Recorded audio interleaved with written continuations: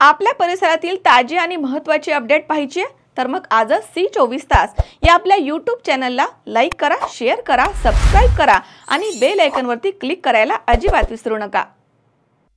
एकच काव्य प्रकार, एकच प्रकाशन, एकच चित्रकार, सहभागी सर्व महिला आणि सर्व महिलांनीच लिहिलेल्या या 26 स्वतंत्र मराठी आणि एक प्रातिनिधिक हिंदी काव्य संग्रह अशा एकूण 27 मधुसिंधू काव्य संग्रहांचे वेगवेगळ्या क्षेत्रामध्ये नावलौकिक मिळवलेल्या 27 महिलांच्याच हस्ते एकाच दिवशी एकाच वेळी एकाच मंचावर ऐतिहासिक प्रकाशन करण्यात आलं। यामध्ये विविध क्षेत्रामध्ये राष्ट्रीय आणि आंतरराष्ट्रीय पातळीवरती यश संपादन केलेल्या प्रमुख मान्यवर महिला पाहुण्यांचा समावेश होता।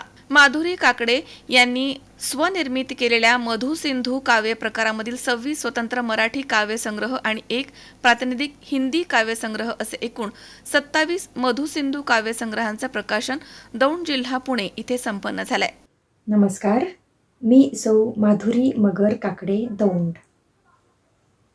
लहानपणापासूनच साहित्य क्षेत्राची आवड होती। कथा, कविता, कादंबरी, हायकू, तांका, गझल, नाटिका अशा विविध साहित्य प्रकारांमध्ये सातत्याने लिखाण करत गेले। घरातील सर्वांनीच प्रोत्साहन दिले। सृष्टिकाव्य हा पर्यावरणावर आधारित कवितांचा काव्यसंग्रह प्रकाशित झाला, ज्याला काही पुरस्कार मिळाले। सृष्टिमित्र हा राज्य शासनाचा तसेच इतरही अनेक पुरस्कार मिळाले। नवीन पिढ्यांमध्ये वाचन संस्कृती रुजावी, साहित्य क्षेत्राची आवड निर्माण व्हावी म्हणून मधुसिंधू आणि मधुदीप या दोन नवीन काव्य प्रकारांची निर्मिती केली। 250 पेक्षा जास्त सदस्य असलेल्या व्हॉट्सअप समूहामध्ये कार्यशाळा घेतली। वाढती आवड पाहून 53 व्हॉट्सअप समूहांमध्ये मी आणि माझ्या काही साहित्यिक मैत्रिणींनी या दोन्ही काव्य प्रकारांच्या कार्यशाळा घेतल्या। उदंड प्रतिसाद मिळाला।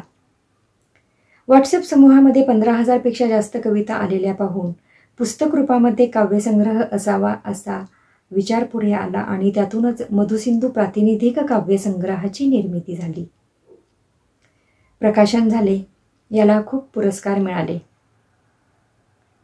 त्यानंतर flipbook, E book, radio FM या माध्यमातूनही मधुसिंधूला सतत प्रसिद्धी मिळत गेली। विविध साहित्य संमेलनांमध्ये सादरीकरण झाले। अंमळनेर येथे झालेल्या अखिल भारतीय मराठी साहित्य संमेलनामध्ये मधुसिंधू काव्याची निवड झाली। ऑडिओ आणि व्हिडिओ स्वरूपात अनेक कवी कवयित्री त्यांच्या रचना सादर करू लागले। समूहाच्या YouTube चॅनेलवर अनेक मधुसिंधू आणि मधुदीप कविता अपलोड केल्या गेल्या।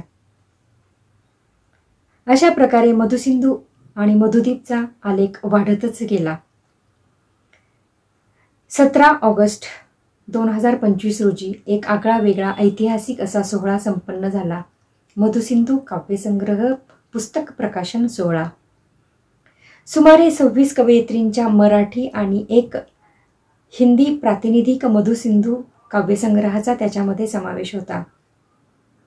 27 नामवंत कर्तबगार विविध क्षेत्रातील महिलांच्या हस्ते या 27 मधुसिंधू काव्यसंग्रहांचे प्रकाशन झाले। या प्रकाशन सोहळ्यास अनेक मान्यवर उपस्थित होते। एकाच मंचावर एकाच दिवशी एकाच वेळी झालेले प्रकाशन, एकच प्रकाशक, एकच चित्रकार आणि एकच काव्य प्रकार। अशा प्रकारे मधुसिंधू आणि मधुदीप काव्याला सतत प्रोत्साहन मिळत गेले। इथून पुढेही मिळत राहील अशी अपेक्षा। सर्व काव्यरसिक आणि प्रसार माध्यमे सर्वांचे मनापासून खूप खूप खूप धन्यवाद। अमोल उदमले, C24 तास पुणे।